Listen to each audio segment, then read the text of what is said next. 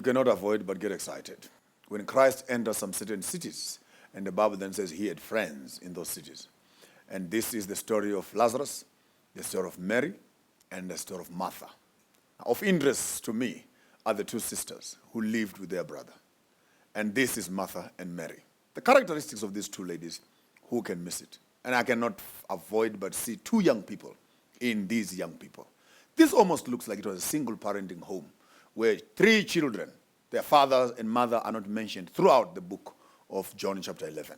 This almost gives us a picture of a modern home, maybe through HIV or maybe through AIDS and whatever experience that had gone through, or a plague had gone through in that. But the three kids living in a city all by themselves. One brother and his two sisters.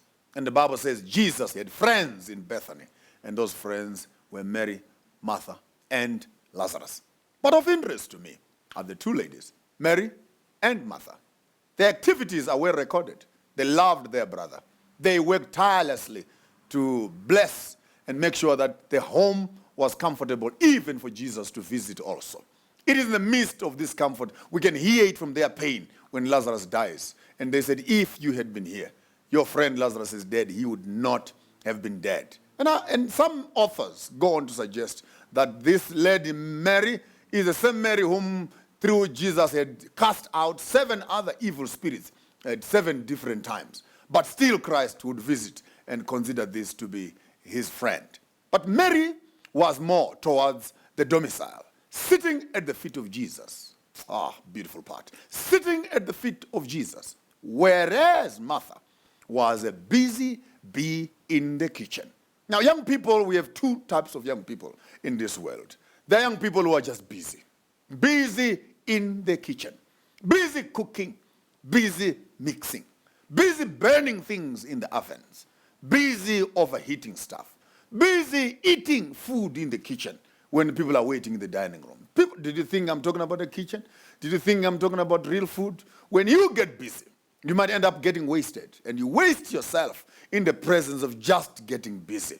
Mary, on the contrary, found her place. Nowhere else except where we can be, at the feet of Jesus. It is at the feet of Jesus. It is at the stove that we can begin to learn about the influences of these two ladies. When one was influenced by her kitchen, the other was influenced by Jesus himself. Now we learn here, it is safer for young people to find also a seat at the feet of Jesus. For this is where we can learn. This is where we can grow. This is where we can compare. This is where we can find revelation. At the feet of Jesus. It does not matter where you're coming from and what you have done. There is room at the feet of Jesus. We want to challenge young people out there. When parties are calling, when movies are calling, when outings are calling, when jazz festivals are calling, when fashion gurus and fashion shows and this summer this, yellow that, let's go there, beach fronts are calling and party time is calling. In the midst of all this busyness of cooking and trying to make life and try and make happen, blessed are those who don't rush in the dust of their mobs, but find a seat at a quiet place at the feet of Jesus. For if you cannot sit, you cannot stand. Learn to find those moments of sitting at the feet of Christ. You are ready to meet up with the world and share the experience. Mary chose a better thing, Christ says.